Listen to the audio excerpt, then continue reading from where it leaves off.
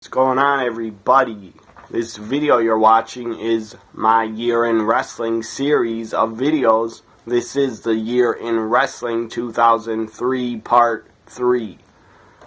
I'll be talking about some Ring of Honor, ROH, some MLW. If you don't know what MLW is, they stood for Major League Wrestling. They were around a really short time. They were like an indie promotion, but they had a lot of ODCW talent, a couple big stars, a couple legends on their roster, and they did have a TV deal in Florida on a network, I believe, that is carried on satellite television. It's called the Sunshine Network, so they did have a TV deal. And Major League Wrestling was also shown on Fox Sports, one of the Fox Sports channels, I believe, from Florida, that I used to get back in 2003. And I'll be talking, of course, about WWE because they were the major company around, running every monthly pay-per-views every month. But first, I'll talk about, which I forgot to talk about in my last video. I ended talking about WWE Vengeance 03. That was in July. I did not talk about Miss Elizabeth and her death, which took place, I think, in May of 03, or either May 03 or sometime around there in 03. Anyways, Miss Elizabeth, as we all know, she passed away. She was dating Lex Luger at the time, and I believe she was even living with him. Well, Lex Luger at this time, if you want to see how whacked out of his skull he was and how he looked, he looked like an insane, crazy man that was juiced up on steroids. You could see his mugshot is probably online somewhere if you type in his name in mugshot. Then his mugshot will probably pop up and the guy looks insane. He looks absolutely insane. Like a murderer. I'm not saying Lex Luger murdered Elizabeth. I don't believe he did, but she did die of like an accidental death. I believe she was a lot of pills in her system, or a lot of drugs in her system and pills, probably painkillers. I don't know if she had cocaine in her system or what. All I know is she had a lot of drugs in her system, and she was drinking at the time. Of course, you're not supposed to drink if you're taking prescription medication. And she took too much prescription medication, and she shouldn't have drank. And I think she was even eating and started choking on a chicken bone or something, or maybe I'm wrong. Anyway, she died because of an overdose, I believe, or a heart attack, because she mixed drugs with alcohol, and that's something you should never do. And Lex Luger called 911, crying like a little bitch, telling 911 he can't help her, and he doesn't know what to do, he can't help her, and it was pathetic. Lex Luger is pathetic for just letting Elizabeth die in his house. If I was him, I would have tried CPR on her to save her. Anyways, all I gotta say about Miss Elizabeth and her death is it was very, very sad and very tragic and shocking, and it should have never ever happened. She was, I believe, 43 or 44 years old. Maybe even she was 42, I don't know.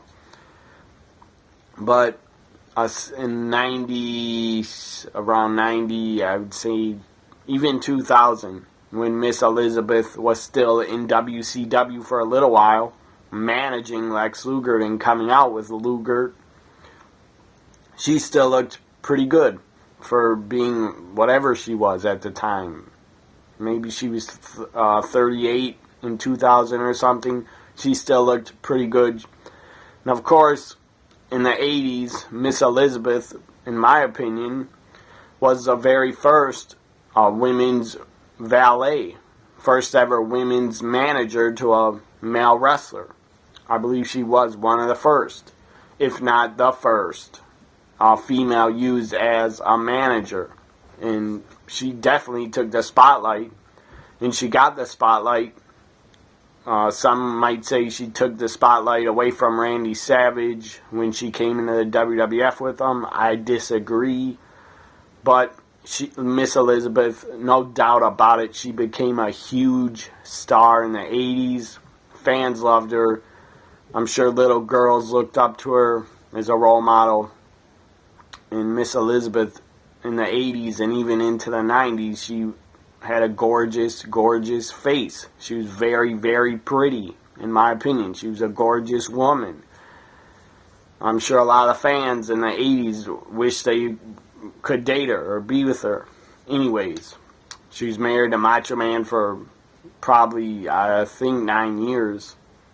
Anyways, we all know they got divorced, I believe in 91 or 92 or 93. I don't know what year they were divorced. I think they were even divorced at SummerSlam 91 when WWE put on their wedding for them. I don't think they were even together anymore, but maybe I'm wrong. Maybe they were.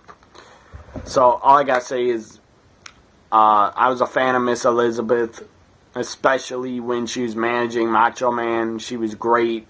She was great to look at. She was great at what she did. She didn't talk very much, but she didn't need to talk. Macho Man did all the talking.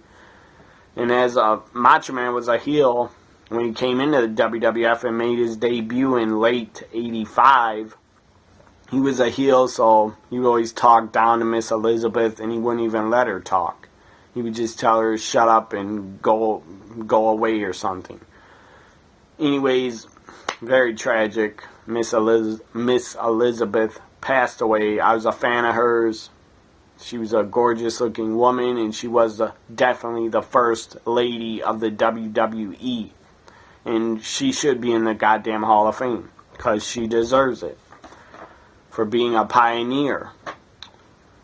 So now, I'm done talking about that depressing stuff about Miss Elizabeth. Now I'm going to talk about some Ring of Honor, which you had AJ Styles in Ring of Honor for a little bit in 2003 while he was working for TNA. I guess TNA let him work some ROH also.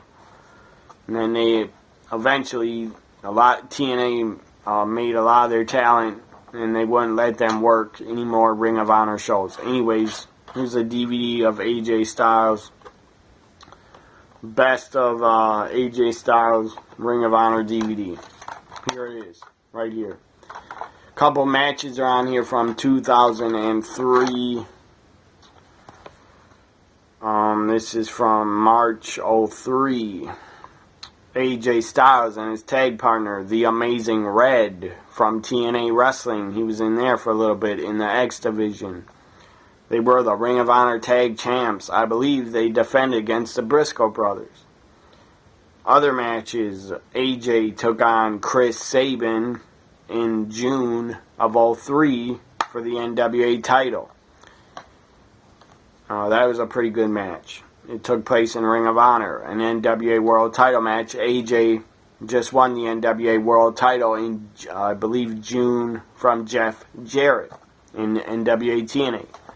So AJ worked a couple times in 03 in Ring of Honor. Here's the DVD. It's pretty damn good.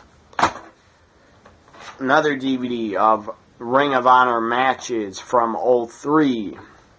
This was a pretty damn good match. Best of Paul London DVD right here, Ring of Honor. July 19th, 03, Paul London challenged the Ring of Honor World Champion Samoa Joe for the title. And this was Paul London's farewell in Ring of Honor as he would go on to the WWE and be signed by the WWE. It was a pretty damn good match. So that took place in July 03. Best of CM Punk in Ring of Honor DVD. CM Punk and Samoa Joe had a great world title match on August 16th, 03. It was at Bitter Friends, Stiffer Enemies event and they had a hell of a world title match. And after this, I believe they go on to have a series of world title matches. Maybe this, I don't think this was their 1 hour title match. That was a draw. I think that was their second match that they went on to do a Broadway 1 hour time limit. The time expired and it was a draw. And then I think they even had a third match that went on. So Joe and Punk had a great series of world title matches in Ring of Honor. If you haven't seen them, check them out.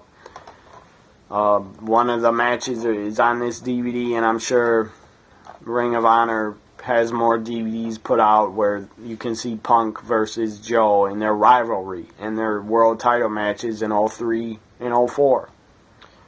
I'm not even sure if Punk and Joe worked in the ROH in 04 against each other. I'm not sure, but maybe they did. So in other matches in 03 that were pretty damn good, CM Punk took on Raven in July 03 in a dog collar match. It was bloody and it was pretty great. Here's a picture of it. So now I'm going to talk about MLW, Major League Wrestling, which, as I said, was a company that was basically ripping off ECW, and the show looked like ECW, and it reminded me of ECW. Even the ring looked like an ECW ring. They had a blue mat, and just all the wrestlers were from ECW, a lot of them. So MLW had a big show, and if you don't know what Major League Wrestling is, MLW, you can type it in YouTube and find out, and maybe watch some matches on YouTube if there are any matches that people put up of MLW on YouTube. I don't know, but there were probably 2 years ago because I looked them up. So June, they had a big show in Florida because that's where they held all their events every month or every 2 months. Terry Funk got a world title shot against Steve Corino, and this was a barbed wire matchup. It was bloody, it was vicious, it was violent. Of course it was going to be violent because it was a barbed wire match. Both guys bled a lot. Steve Corino wasn't even wearing a t-shirt, and Terry Funk Irish whipped him into the barbed wire back first. That was brutal. Terry Funk at the time was probably 60 years old, or 59 years old, and he was competing in a barbed wire match. Insane, but that's Terry Funk. He is insane. And I mean that in a good way. I love Terry Funk. He's a crazy man, but he's also great. Even though he shouldn't be wrestling anymore at 70 years old, but he still does wrestle on indie shows. And Terry Funk is actually going to Japan for some Japanese wrestlers' retirement. I forgot who, but I don't know if he's going there to wrestle, but Terry Funk still does wrestle on the indies. I don't even know how Terry Funk can still walk. If his knees are so beat up, but whatever. He still wants to wrestle. I'm not going to tell him he can't. I wouldn't tell him to his face he can't and he shouldn't. If he wants to do it, more power to him. Let him do it. What was I saying? Main event. Anyways, MLW show in June. It was Terry Funk, Steve Corino for the world title barbed wire match. It was violent. It was brutal, it was bloody, it was vicious, but I loved it. MLW really reminded me of ECW a lot. That's probably why I liked them. So, now I'm going to talk about Ring of Honor again. Samoa Joe as the World Heavyweight Champion. I'm not sure when he won it. Maybe I can look it up here. I know he held the title for over a year. So let me look up when Samoa Joe won the world title. He won it on...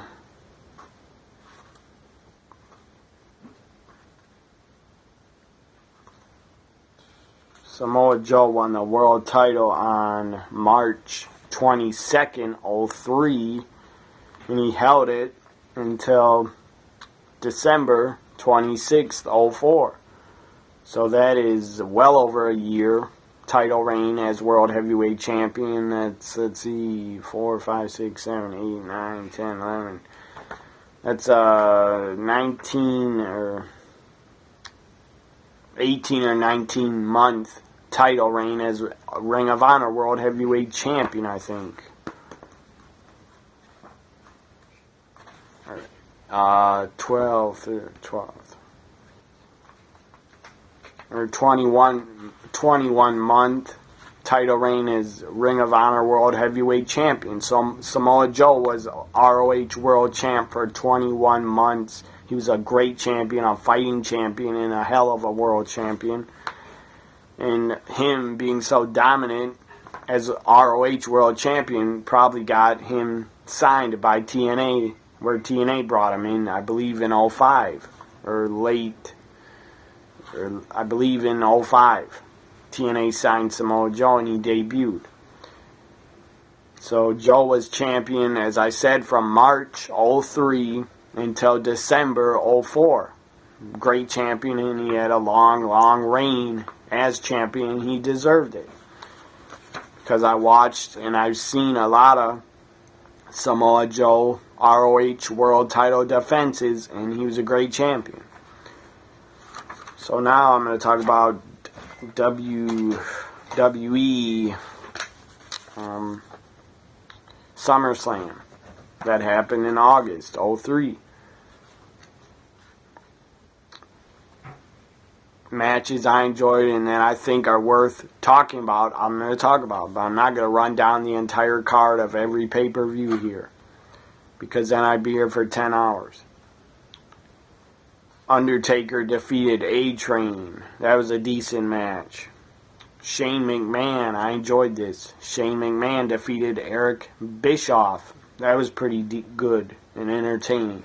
U.S. Champion Eddie Guerrero defended in a fatal four-way the U.S. title against Chris Benoit, Rhino, and Tajiri. That was good stuff. SmackDown WWE Champion Kurt Angle defended against heel Brock Lesnar. Vince McMahon came out, interfered. Kurt Angle slammed Vince on a steel chair, broke the chair, and Kurt Angle locks in the ankle lock, and I believe Brock tapped out. So Kurt Angle retained. Kane went up against RVD. They had a feud in the summer when Kane unmasked. And I'll talk about Kane unmasking a little bit. He was forced to unmask on Raw in the summer of 03, I believe, by Eric Bischoff. I don't remember why Kane had to unmask. I maybe lost a match. I don't remember, but I remember Eric Bischoff getting on the microphone and yelling at Kane, "Take the mask off now, you must unmask." And then he took the mask off, and Kane looked horrendous, even though I already knew what the guy looked like, because he was a fake Diesel and he was Isaac Yankem. He wasn't really ugly, he just looked like a, I don't know, normal guy. Anyways, takes the mask off. I believe that's some black makeup on Kane's face, like he was burnt. And then he turns his head and he basically snapped when he took the mask off, turned his head, chokeslammed RVD. Or maybe chokeslammed Bischoff through a table off the stage on Raw, or maybe that happened after SummerSlam, I don't remember. Or before SummerSlam, I believe Kane chokeslammed Bischoff, or maybe he chokeslammed RVD off the stage through tables, or maybe it was Bischoff. I don't remember. But then Kane also picked up Linda McMahon, I believe, and tombstoned her on the Raw stage. So that was pretty crazy stuff. Tombstoning Linda McMahon, even though we all know she didn't get injured. So Kane versus RVD, they were friends before. They were tag champions before SummerSlam, so this was a good build-up. And it was a pretty good match. Kane defeated RVD. Other Now the main event was the Elimination Chamber match for the World Heavyweight Championship. Triple H was the champion going into this Elimination Chamber match. First ever, or second ever Elimination Chamber matchup. You had Triple H defending against Goldberg, Randy Orton, Kevin Nash, Shawn Michaels, and Chris Jericho at SummerSlam 03. It was a decent Elimination Chamber match. The match was still new, so a lot of people were excited to see it. I was excited to see it. But the first one was better. Anyways, Goldberg ends up destroying a lot of the guys in it. I believe he speared Orton, jackhammered Orton, eliminated Shawn Michaels with a jackhammer. Kevin Nash, I believe, was eliminated by Jericho, I think. Before this match, Jericho cut Kevin Nash's hair on Raw, and then he ended up shaving his hair off because he had a movie role in the new Punisher. So he had to cut his hair anyway, so I'm sure WWE thought, let's just have him Jericho cut his hair on Raw because he was going off to do the Punisher movie anyway. So he shaved his head, and Kevin Nash had like a buzz cut, haircut, or flat top, whatever you want to call it. So Nash got eliminated pretty quick, like first or second, I think. And Goldberg looked pretty unstoppable in the match until Triple H basically buried him. And I say that because Goldberg should have destroyed everybody, and then it could have been down to Goldberg, Triple H, and then have Goldberg, Triple H go at it for 5 or 10 minutes, and then they should have just had Goldberg win the World Heavyweight Championship at SummerSlam and not Unforgiven. Anyways, Goldberg, Triple H's, Ric Flair holds a plexiglass door closed, so he's holding it closed so Goldberg cannot get in. Ric Flair even flips off Goldberg from the outside. Triple H is hiding inside the pod, and he does this against the glass at Goldberg. Of course, that pisses Goldberg off. He, with his foot, he breaks through and kicks the plexiglass and breaks through it. That was pretty impressive, even though I'm sure it wasn't hard to break if you're a strong guy. Anyways, he breaks through and starts punching Triple H, knocking him down on the pod, on the steel, throws him in the ring. I don't even remember the goddamn finish. I think Triple H low blowed Goldberg or somebody. I think Ric Flair threw a sledgehammer into Triple H, and Triple H used a sledgehammer and then pinned and defeated Goldberg. And then I believe Randy Orton and Triple H and Ric Flair then handcuff Goldberg to the Elimination Chamber, to the chains. And then Triple H is basically humiliating him, yelling at him, slapping him in the face, and punching him, and Goldberg was busted open, I believe, the hard way. Anyways, Triple H, at SummerSlam 03, he buried Goldberg when he shouldn't have. That was not best for business. That was bad for business, and that was stupid for business. Because you pay Goldberg all that money to finally debut in the WWE, and eventually everybody knew it was going to come down to Triple H against Goldberg, probably for a world title, and then Triple H buries him. The first time he's in the ring with Goldberg, he had to bury him. That was wrong, and that was not cool to do. But Goldberg eventually would win the World Heavyweight Championship at Unforgiven 03. So Triple H retains the world title in a pretty lame Elimination Chamber finish, and just a finish that was not best for business. Unforgiven now, 03, I'm talking about. This took place in September 03, did Unforgiven. And before Unforgiven, I'll talk a little bit about MLW again. Major League Wrestling put on a War Games match where they had 2 rings, and I believe it was in Fort Lauderdale, Florida. They had 2 rings together. Again, they had the blue ring mat, so their shows reminded me of ECW, and they had an ECW feel and look to the shows. The crowd was probably old ECW fans, and they did a lot of the same chants that ECW did and that ECW started. Anyways, they had a War Games match. It was Team Extreme Horsemen, Steve Corino, C.W. Anderson, Simon Diamond, and Barry Windham came in for like a one-shot deal because he was a former Four Horsemen member, so Barry Windham was part of Corino's team. And then they had a Masked Man that was also part of Steve Corino's Extreme Horsemen team for War Games 03, and it was the guy under the mask was just incredible.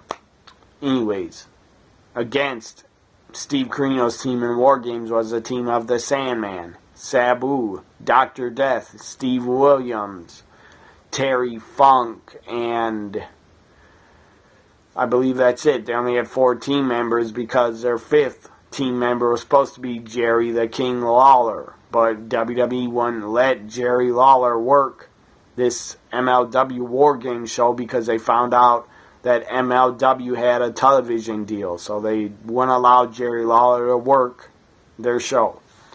So Terry Funk's team, I believe is called Funk's Army, they just had Terry Funk, Sandman, Dr. Death, and Sabu. And I believe Bill Alfonso, he was always with Sabu, his manager. Bill Alfonso tried to even get in the ring and help Team Terry Funk, but he eventually got beat up in the cage. Anyways, the finish was, I believe Terry Funk made Steve Corino submit. I can't really remember, but I think he made him submit to the spinning toe hold, Terry Funk's finishing move. And then at the end, Terry Funk had a branding iron. It was lit. He lit it up, so there was a little flame on it. I'm sure he had, I guess, lighter fluid in his mouth or something in his mouth. Because then he spit on the flame, and a giant fireball exploded right in Steve Corino's face. So Terry Funk blows fire into Corino's face, and he gets burned. And that ended MLW War Games. And also at those set of tapings that MLW did for War Games, they also had talent like Samoa Joe was on there, Mike Awesome, Sanjay Dutt, Christopher Daniels, Nosawa, Vampiro, Jerry Lynn, I think Raven was there in MLW feuding with Vampiro at the time. CM Punk was a part of MLW in their May 03 show, June 03 show, and I believe their July 03 show. But then CM Punk ended up leaving Major League Wrestling and went back to Ring of Honor exclusively. And CM Punk was also in TNA for probably less than 4 months. He was in TNA. And then he left TNA also for Ring of Honor. So in the War Games tapings and MLW put on, they had a cruiserweight tournament with a lot of cruiserweights. Primo, WWE Primo, part of Los Matadors. Primo was part of the tournament. One of Carlos Colon's sons, brother of Carlito. And this other guy, what's his name? Delirious. He was part of the tournament. Who else? A lot of people are part of the Major League Wrestling tapings in September 03 for War Games. I can't remember all the names. Rosie, 3-minute warning. They were released by WWE, or Rosie was released. Not Rosie. I don't remember his name in WWE. But Umaga, when he was part of 3-minute warning, he was released from WWE. So in 03, showed up in Major League Wrestling. And they were called the Samoan Island Tribe. Also, they had the other tag team, the SS, or Spanish announced team, So SATs, I think, were their names, a Spanish announced team. They were a decent tag team. So that was MLW War Games. I believe Terry Funk's team defeated Carino's team. Now back to WWE Unforgiven, where you had just rematches that I thought were good, and I'll talk about them.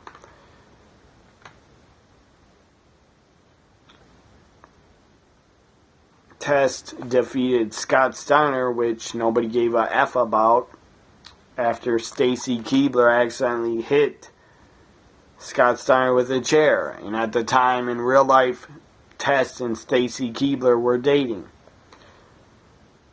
And damn, Stacy Keibler in WWE in 02 to probably 05, Stacy Keibler was hot as hell. Her legs were hot as hell. She had a great ass, great face. I just always was attracted to Stacy Keibler. I thought she was hot as hell. I believe she has a kid now, and I don't even know what she's doing. She tried to act and get in TV shows and sitcoms and movies, but that didn't work out. So I wish Stacy Keibler well as a mother. I wish her well. Hope she's happy for the rest of her life doing whatever she's doing, because I was a fan of hers. Randy Orton defeated Shawn Michaels at Unforgiven 03, and this was a pretty damn good match. I enjoyed it. Kane defeated Shane McMahon in a last man standing match. This was pretty awesome also. Shane dove off the stage above a Titantron and dropped the elbow on Kane on the stage.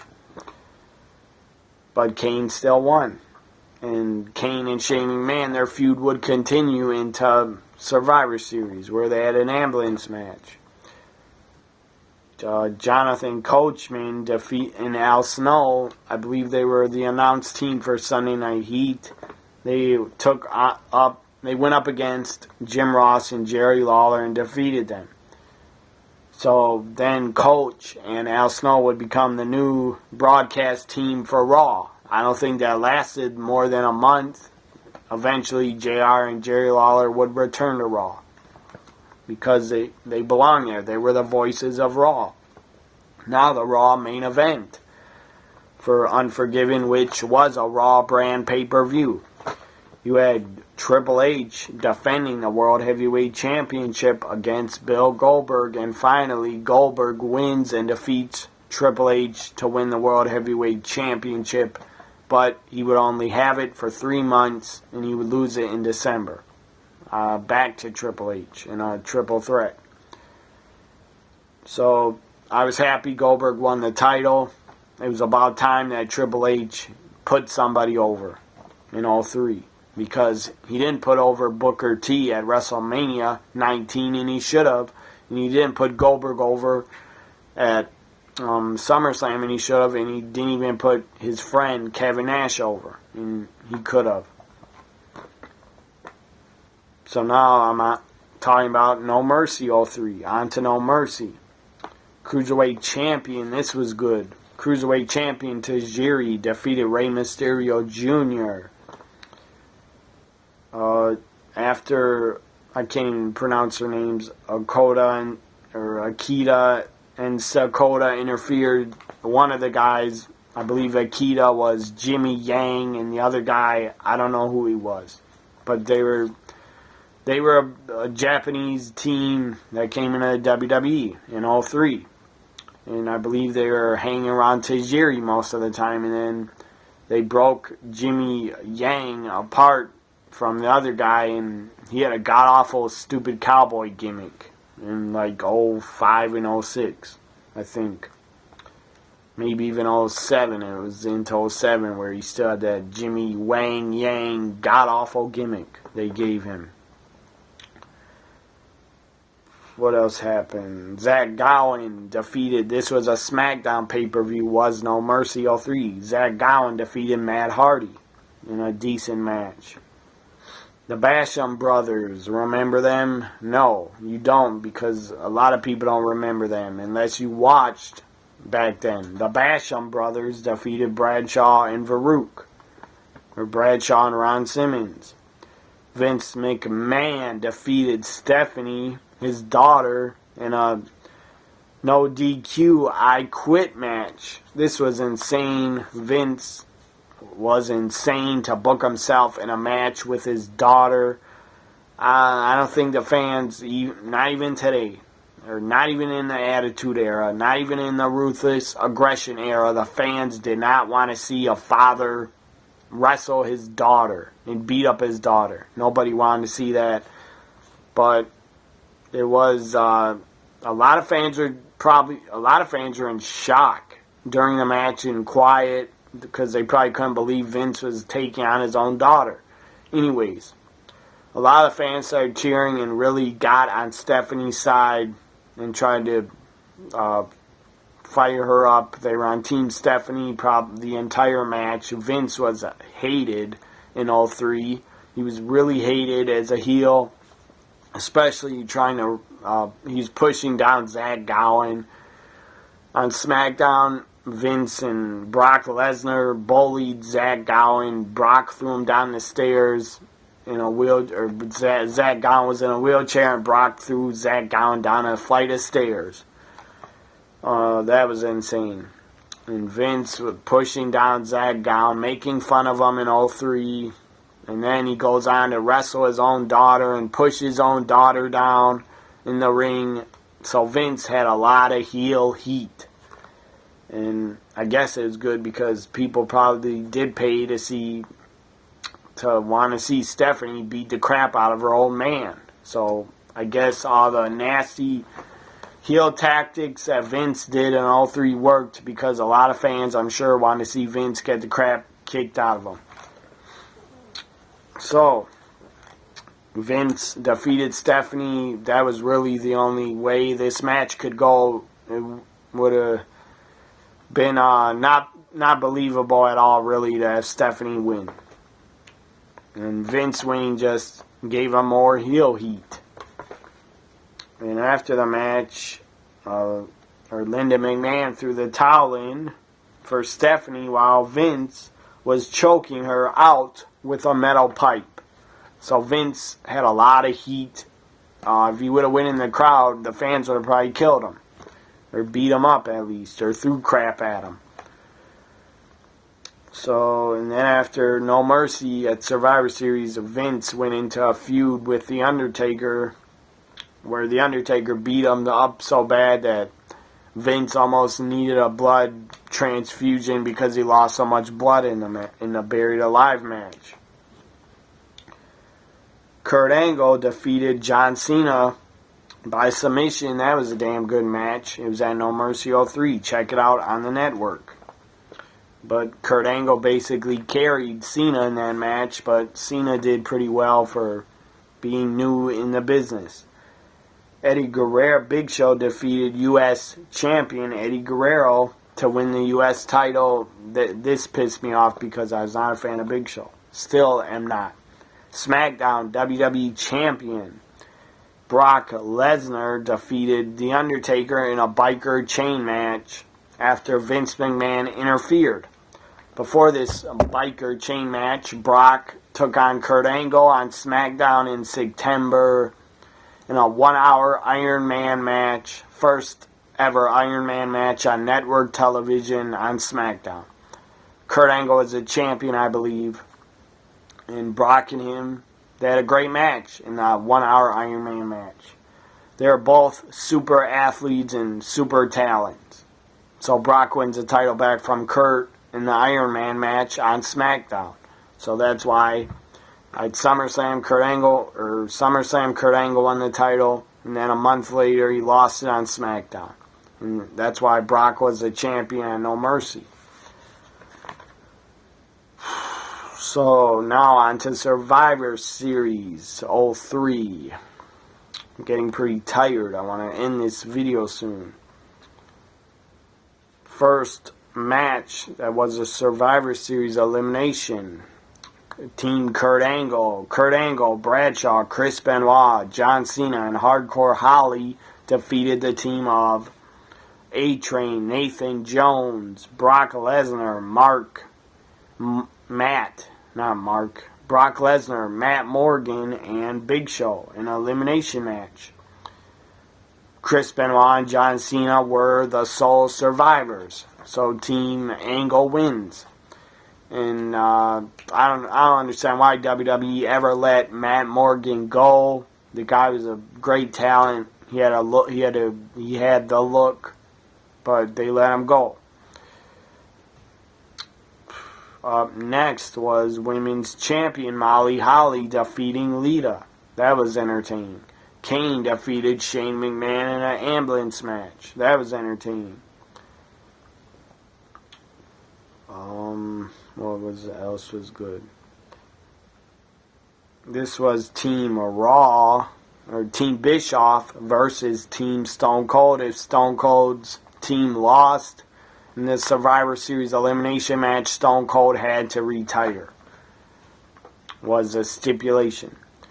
Team Stone Cold was Team Stone Cold was Booker T, Bubba Ray Dudley, Devon Dudley, Shawn Michaels, and Rob Van Dam. Team Bischoff was Christian, Chris Jericho, Mark Henry, Randy Orton, and Scott Steiner. Shawn Michaels, I believe, was left alone in this match with no partners to tag. He bled a lot. He got busted open and bled a lot. His face was covered in blood most of the match, or towards the end, he was covered in blood, and he was up against, I think, 2 or 3 guys.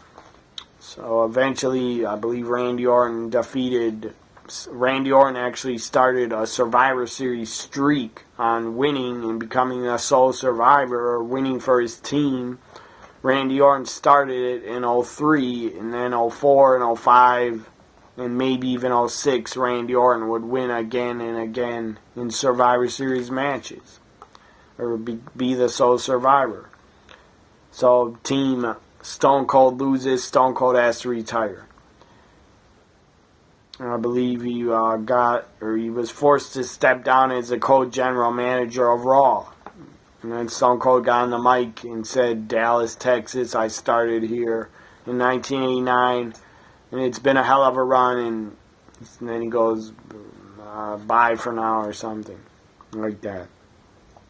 Vince McMahon defeated The Undertaker after Kane was hiding in the bulldozer truck, or whatever you want to call it. I don't know what people call it. Those trucks that scoop up dirt.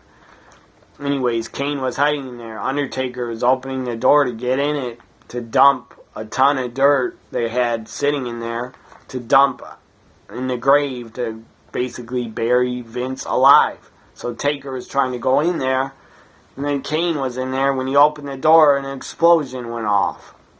And then Kane came out and attacked The Undertaker, chokeslammed him into the grave, or did something like that. And then Vince or Kane, went in the truck, and then they tipped over all the dirt, and it buried The Undertaker alive. That was basically just to write off The Undertaker off of TV for a couple months, because he probably wanted a break before WrestleMania. So Vince wins a buried alive match, and The Undertaker gets screwed by Vince, like he screwed Brett back in '97. So they continued with Vince screwing talents at Survivor Series. They continued that storyline. The main event was Raw World Heavyweight Champion Goldberg defeating Triple H in the main event. Before this, the build-up was Triple H put a bounty on Goldberg's head and had a briefcase full of money. And whoever took out Goldberg would have got all the money in the briefcase. Batista, a very young Batista, I believe, took out Goldberg on Raw, put a chair on his ankle and his leg, and crushed his ankle. And so Goldberg had his ankle taped up, I think, during this match. But he still competed, I guess, or else he would have been stripped of the World Heavyweight Championship. So the bounty on Goldberg's head did not work for Triple H. Goldberg wins and retains. Now on to the last pay-per-view of 2003, Armageddon 03. Good matches that I'm going to talk about that were on the show that I enjoyed. Randy Orton defeated Intercontinental Champion Rob Van Dam to win the Intercontinental title. Mick Foley was the guest referee, and Foley and Randy Orton would go into the storyline at the end of the year where they had Randy Orton spit in the face of Mick Foley, and then Mick Foley just stood there and did nothing. And then in 2004, Mick Foley would bring The Rock back, and they would team up at WrestleMania 20, become the Rock and Sock Connection, and they would reunite again.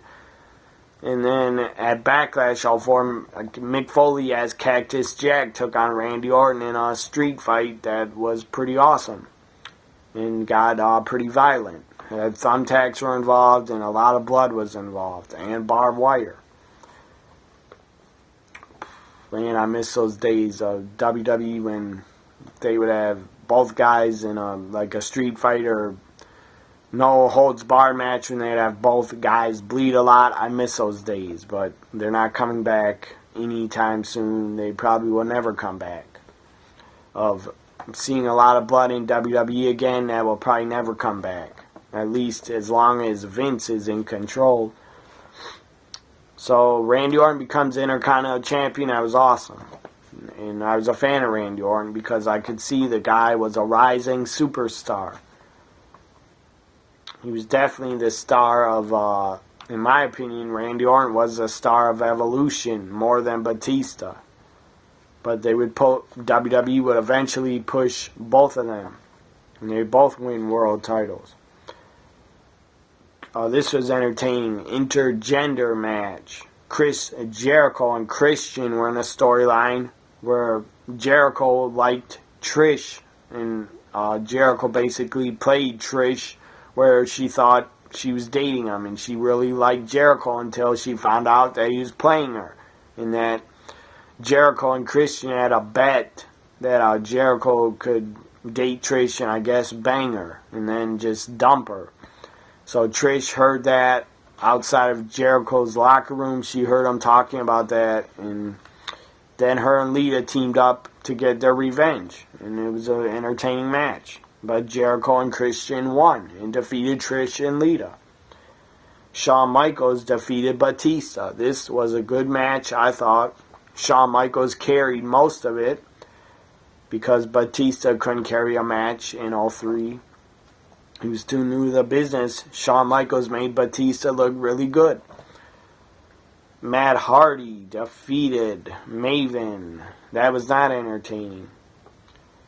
Ric Flair and Batista. After Batista lost to HBK, they teamed up and they won the 7-team tag team turmoil match after they defeated the Raw tag team champions, the Dudleys, to win the tag team title. So Ric Flair and Batista would become the new WWE tag team champions, or world tag team champions, whatever the tag titles were called on Raw.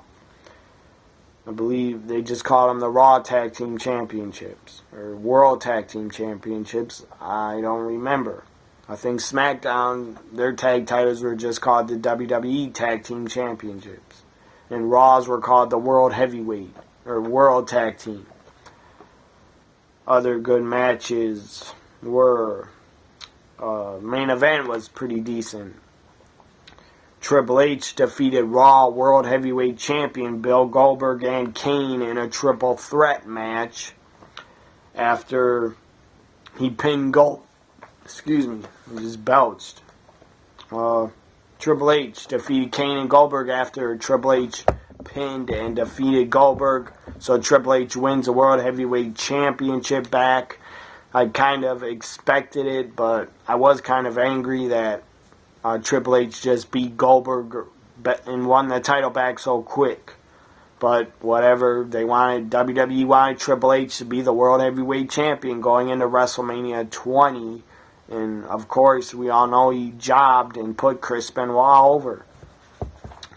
So that was Armageddon 03. And this ends my year in wrestling 2003 videos.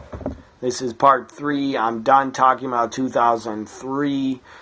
I will say one thing about 2003. It was a damn good year. It was really entertaining. Great wrestling from WWE. Some great matches and good storylines from WWE. Much better. They had way better storylines than they have now in 2015. But whatever. It was a different era, a different time. Anyways, WWE had great stuff. TNA did good stuff in 03, and Ring of Honor did good stuff also, and even Major League Wrestling, which I watched and I was a fan of, they also put on good shows. So, bye for now, everybody. Hope you enjoyed my Year in Wrestling 2003 Part 3 video. If you're watching Hell in a Cell, enjoy Hell in a Cell this Sunday on the network. Bye for now.